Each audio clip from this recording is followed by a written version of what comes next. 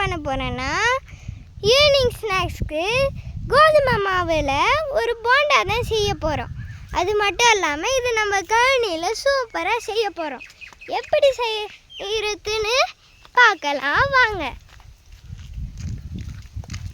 முதல்ல கோதுமை மாவை எடுத்துக்கோங்க, கூட கொஞ்சம் கருவேப்பிலையை போட்டுக்கோங்க, வெங்காயத்தையும் கொஞ்சம் நறுக்கி எடுத்துக்கோங்க, பச்சை மிளகாய் கொஞ்சம் நறுக்கி எடுத்துக்கோங்க, உப்பு கொஞ்சம் போட்டு தண்ணி ஊற்றி மாவு பதத்துக்கு எடுத்துக்கோங்க. அதுக்கப்புறம் அதை நல்லா இந்த மாதிரி மிக்ஸ் பண்ணி அப்புறம் எண்ணெய் கொஞ்சம் எடுத்து ஒரு கடாயில் வச்சுக்கோங்க ஃபஸ்ட்டு.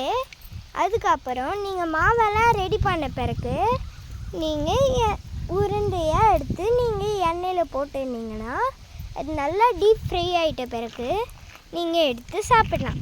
இது மைதா இல்லாமல் கோதுமை மாவில் செய்கிறதுனால இது உடம்புக்கும் healthy. Bye bye. Like and share பண்ணுங்கள் அண்ட் சப்ஸ்கிரைப் பண்ணுங்கள். பெல் ஐக்கானை எடுத்துங்க, அடுத்தடுத்து வர வீடியோ டக்குன்னு வரும். பாய் பாய். இன்னைக்கு வீடியோ முடிவடைகிறது.